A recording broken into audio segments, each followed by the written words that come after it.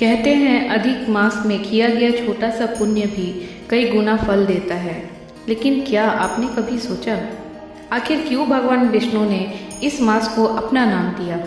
आज हम सुनेंगे अधिक मास अध्याय 3 की दिव्य कथा, एक ऐसी कथा जो मनुष्य के पापों को हरकर उसे सुख, शांति और मोक्ष की ओर ले जाती है। वीडियो शुरू करने से पहले भगवान विष्णु का नाम लेकर कमेंट में लिखिए जय श्री हरि। बहुत समय पहले की बात है। एक नगर में एक गरीब ब्राह्मण रहता था। वह अत्यंत धर्मात्मा था, लेकिन उसके जीवन में दुख और दरिद्रता कभी समाप्त नहीं होती थी।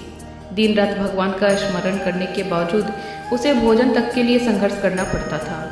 एक दिन दुखी होकर उसने सोचा, मैं इतनी भक्ति करता हूँ, फिर भी मेरे जीवन में कष्ट क्यों है? इसी चिंता में वह वन की ओर निकल पड़ा।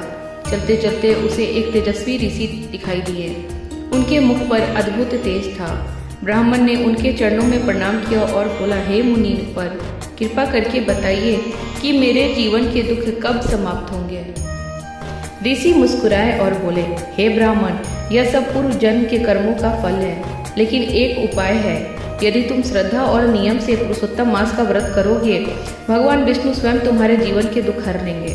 ब्राह्मण ने पूछा, मुनिवर, इस व्रत का महत्व क्या है? ऋषि बोले, अधिक मास स्वयं भगवान विष्णु का प्रिय मास है। इस मास में किया गया जप, तप, दान और कथा श्रवण कर अनेक जन्मों के पापों को नष्ट कर देता है। यह सुनकर ब्राह्मण ने पूर्ण श्रद्धा से पुरुषोत्तम मास का व्रत आरंभ किया। वह प्रतिदिन प्रातः स्नान करता, भगवान विष्णु की पूजा करता, गरीबों को भोजन करवाता और अधिक मास की कथा सुनता।